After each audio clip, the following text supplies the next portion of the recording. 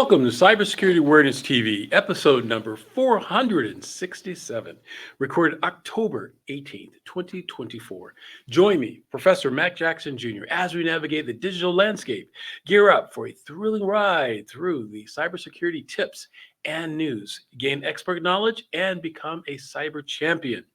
Folks, remember to subscribe, like, and share this information that you've learned today. You can find out more about my show and my services in cybersecurity by going to my website, and that's at macjacksonjr.com. That's macjacksonjr.com for more information. In today's episode, folks, we're going to talk about the rise of the robots. Human jobs being taken over by robots. We'll discuss it. Folks, in this episode, we will explore how robots could revolutionize retail industries, for example, is one of them, and save billions of dollars for the retail industry and other industries as well, but we're going to focus on the retail industry in this segment. Retailers are facing a constant challenge of managing inventory with empty shelves, out-of-stock items, and the cost of rise is going up and up and up.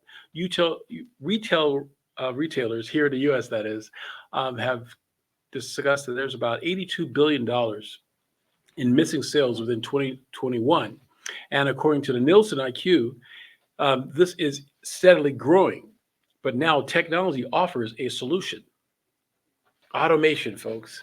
Automated inventory robots armed with cameras and sensors can be deployed across the store to confront and head on these issues dealing with inventory. These bots capture and verify prices, identify out-of-stock items, and provide real-time inventory updates, or just the start of the inventory management challenges that retailers and other warehouse managers across the country and globally face. They are a testimony that the power of technology can boost the efficiency and make things much smoother for the operators. However, does it face the labor strategies, right? Retailers are stating that there's a labor shortage because they can't find people to do these particular jobs. So why not have a bot to do them? Well, if bots start to do these jobs and companies realize they can save money, will it affect others? We shall see. In today's discussion, we'll dive into the growing use of these robots for retail and other technologies and the success behind them, and how they could, be used by billions of different companies around the world to help increase the shopper's experience. However, folks, if more robots are buying things and doing things of labor, will there be many shoppers? Definitely stay tuned. Let's uncover this. Here's our first story. We're going to dive into this, coming to us from CNBC. Outfitted with cameras and sensors, this autonomous robot is verifying price signs and looking for out-of-stock items. These cameras on the side are capturing images of the shelves that are then uploaded to our cloud environment to determine what products are out of stock, what's mispriced, what's in the wrong position. Inventory is one of the biggest challenges retailers face. Missed sales from empty shelves and out-of-stock items cost U.S. retailers $82 billion in 2021, or about $1.6 billion a week. So this would tell us that the Snickers is low, and we probably need to get more Snickers dropped from our back stock and brought out to the floor. Almost half of retailers said out-of-stock items were their biggest challenge in fulfilling customers' orders. Retailers are spending a lot of money to know what's coming into their stores through their inventory systems. They know quite a bit about what they're selling and that are leaving their stores. But in their stores on a daily basis, they don't have a very good model of what's actually happening on their shelves. But an army of inventory robots is being deployed that would help retailers appease angry customers, boost sales, and respond to the ongoing worker shortage. Almost 900,000 retail jobs were unfilled at the end of November 2022. The retail industry employs more than 30 million Americans. Retailers are competing in a very tight labor market still, and they're often having trouble filling jobs that are more physically intensive, like packing a box or refilling a shelf. So instead they're using robots in some cases or automation to fill those types of tasks and having people do skills that use their brain, that use some of the skills that a robot would have a harder time replicating. These robots are really going to help brick and mortar to evolve and capture sort of the new market where you can order online, pick up in store, The inventory robot market is a $34 million industry. Other companies in the space include Simbi Robotics and Bossa Nova Robotics. So what impact will inventory robots have on U.S. retailers and the livelihood of its workers?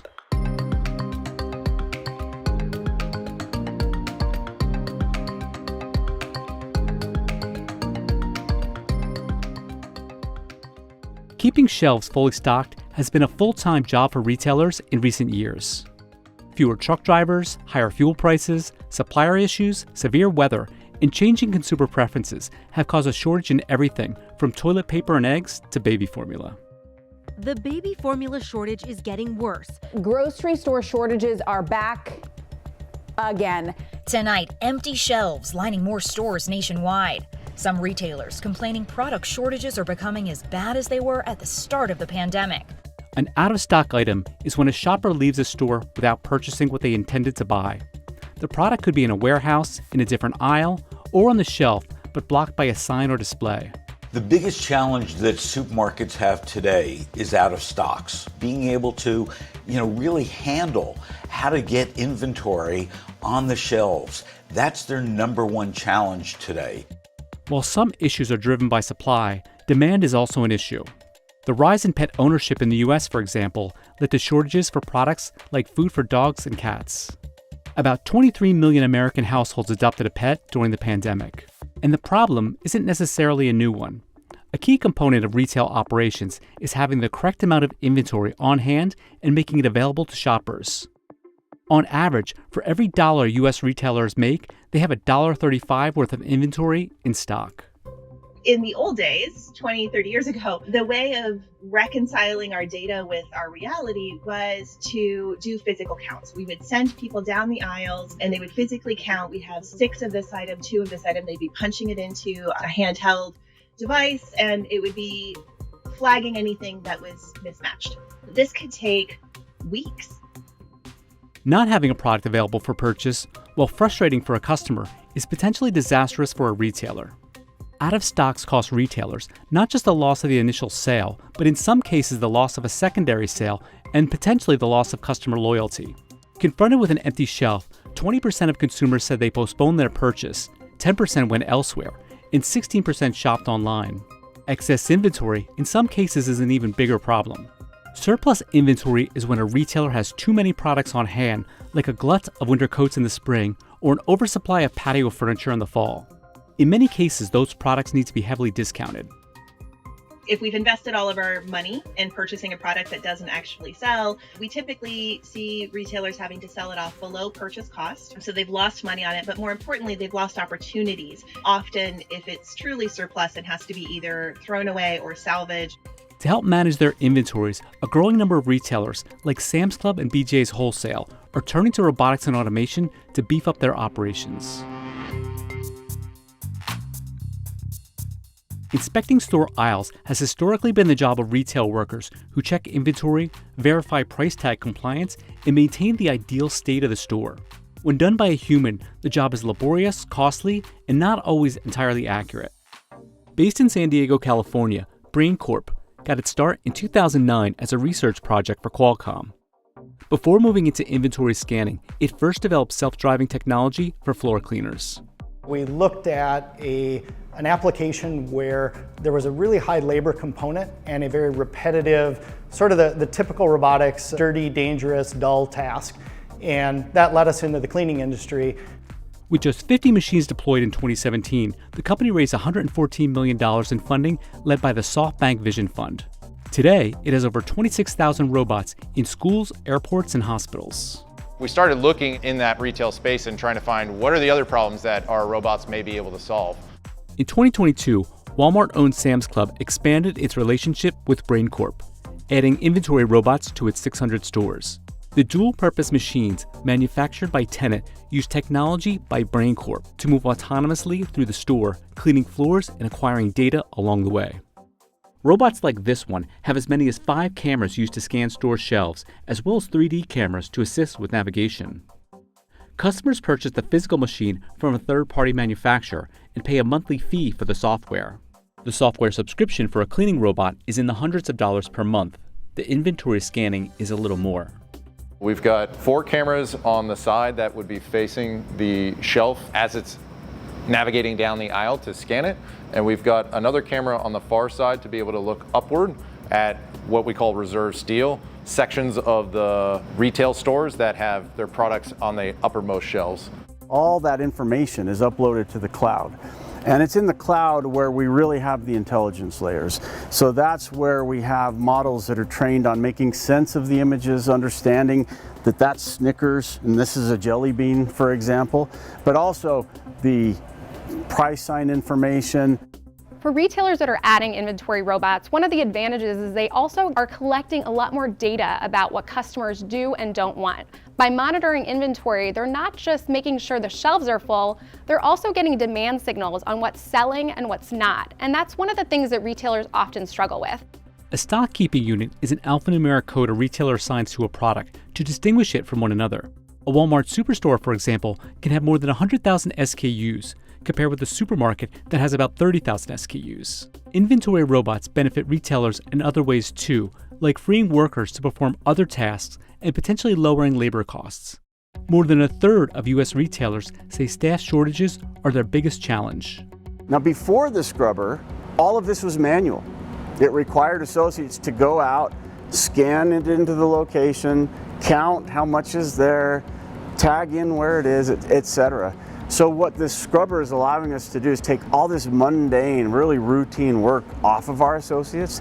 For example, if a grocery chain with 425 stores had an employee at each location making $15 an hour who counted inventory for 2 hours each day, removing that one task could save the business more than $4.6 million annually.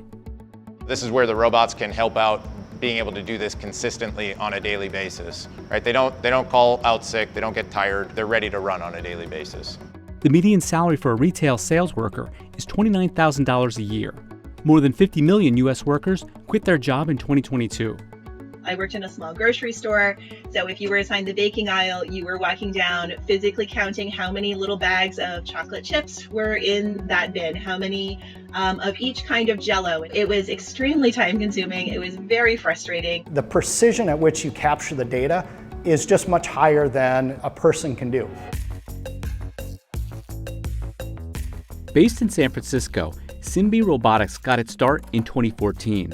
The following year, it launched its autonomous inventory robot, Tally. With more than a dozen cameras, Tally scans between 15 to 30,000 products per hour, taking roughly 2 hours to scan a supermarket.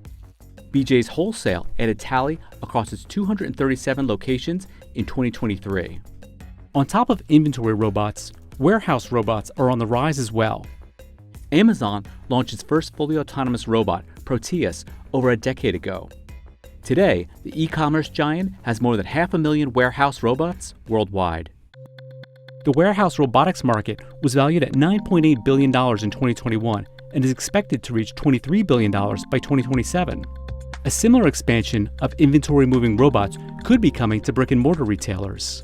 I would envision the move category, thinking about moving products within commercial spaces, is on a horizon, I believe, within the next 5 to 10 years.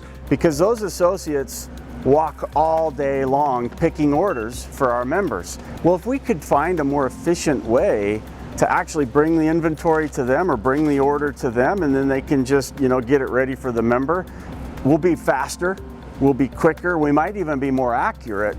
BrainCorp rolled out its autonomous delivery tug in 2020 to move inventory from the warehouse to the store shelf.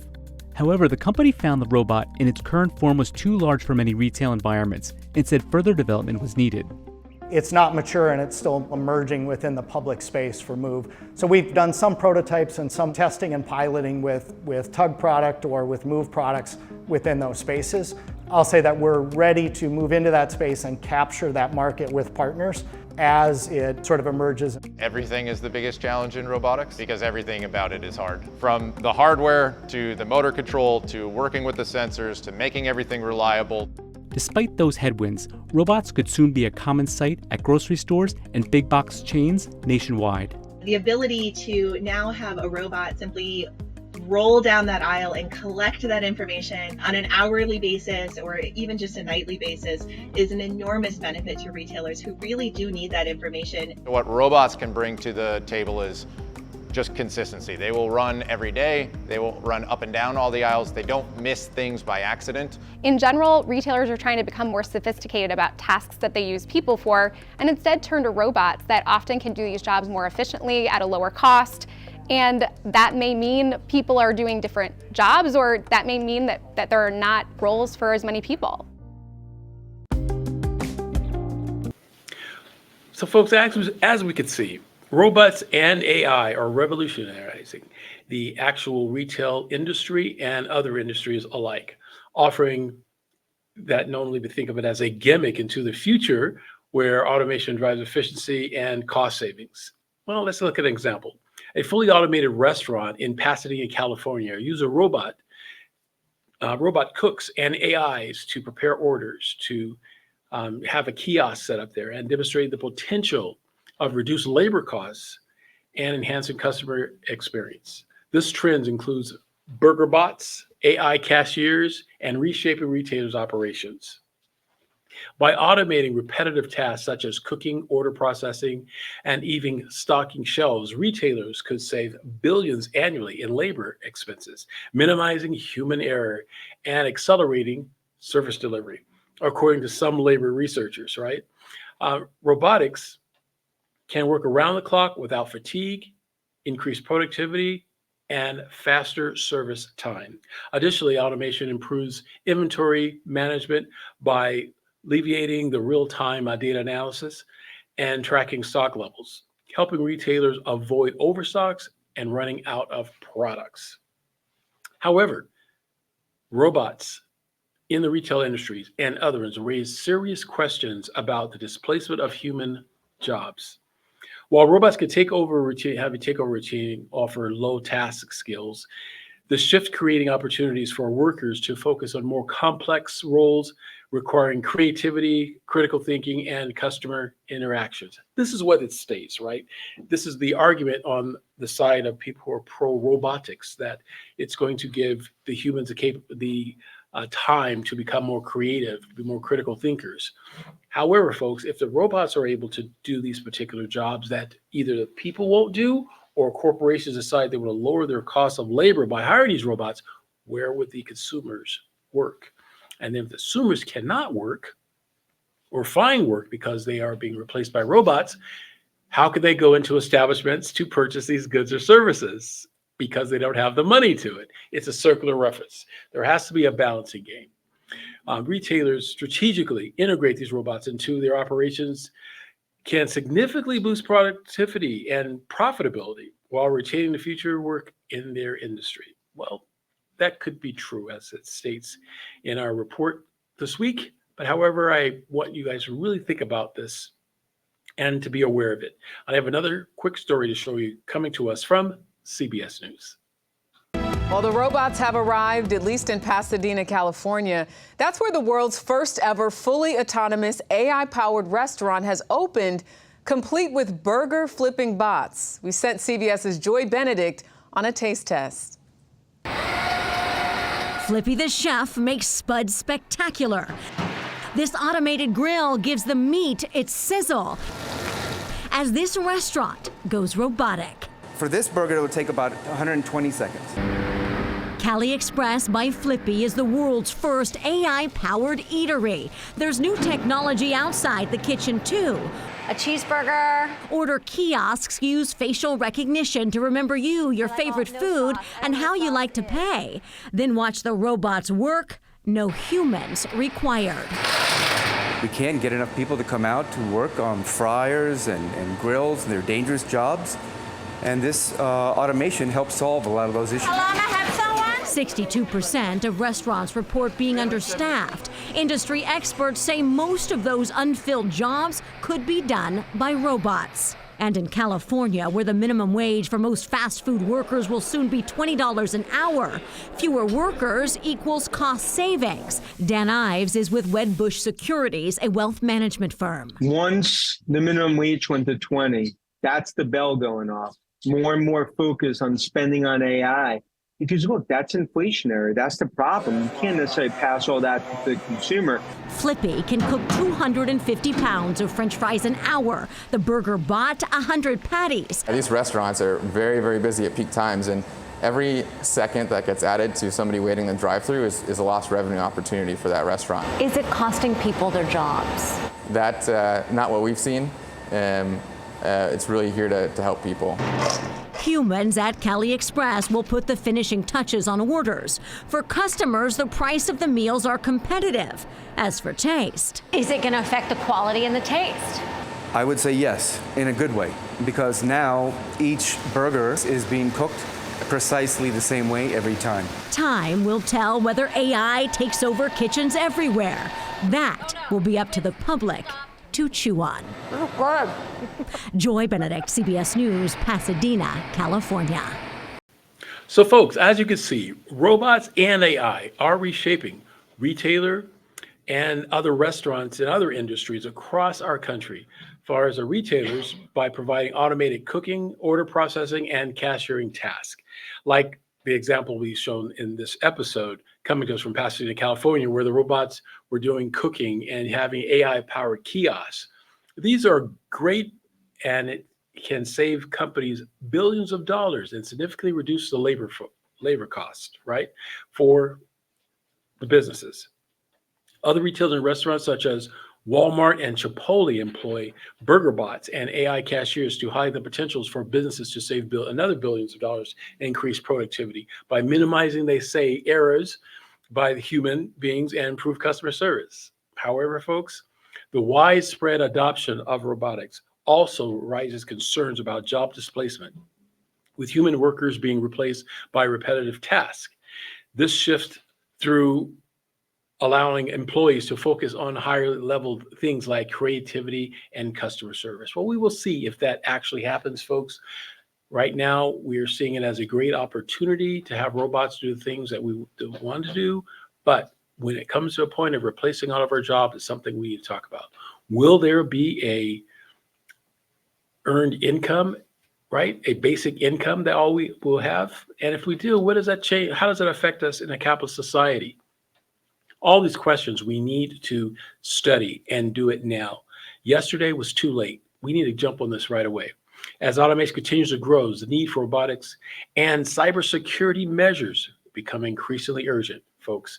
The expanding use of AI and bots in restaurants and other retail operations opens up the door of potential cybercrime, such as hacking into the systems, manipulating orders, payments, and even the machinery. The challenge for businesses is a balance with technology and advanced cybersecurity measures. This is not just a necessity, it's a responsibility that must be addressed and faced by increasing automation to protect operations and customer data. Folks, like we always say here in our show, hackers are always looking for ways to exploit and extort information and monies from you every day. Having automation would be a great thing, but we must have meaningful cybersecurity measures developed and in place. The best way, folks, is through cybersecurity awareness. Remember, folks, hashtag stay cyberwoke. We'll be back after these messages.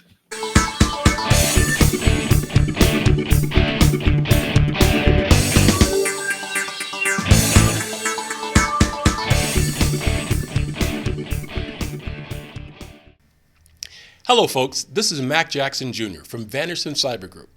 The problem with businesses today is that they are affected by cyber attacks from around the world, but companies are not sure of what to do. Normally, they are reactive instead of proactive. But folks, cyber attacks can affect your bottom line and will affect you financially, legally, and your business reputation. Here at Vanderson Cyber Group, we can help you develop a policy by training your employees on what to do if they are involved in a cyber attack and how to mitigate it and fight against it. Folks, we call it here hashtag stay cyberwoke. And that's Vanderson Cyber Group here in Las Vegas and around the world. You can reach me, folks, at vandersoncybergroup.com or my website, macjacksonjrjr.com as well. Here locally, 702-868-0808. Give us a call today, folks. We must fight back.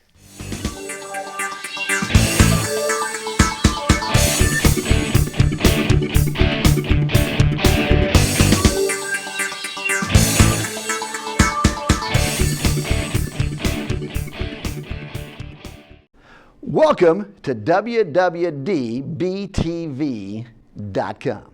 Hi, I'm Dr. Jeff McGee, and whether you have a phone, a laptop, an iPad, a computer station, this is a phenomenal studio that I've been invited to be one of a group of owners here in Las Vegas. And WWDBTV is a digital platformed provider that you need to know about.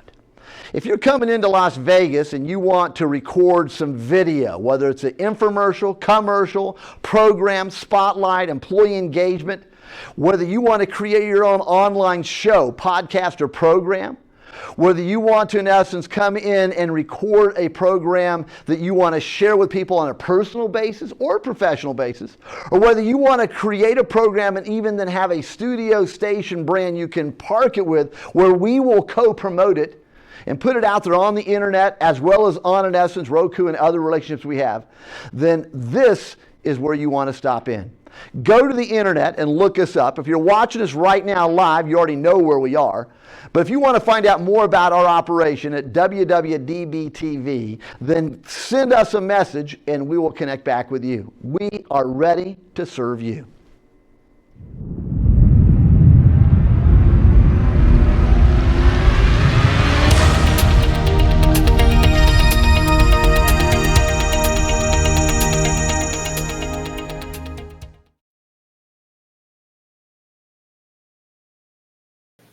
Hey folks, welcome back to Cybersecurity Awareness TV. I'm your host, Mac Jackson Jr.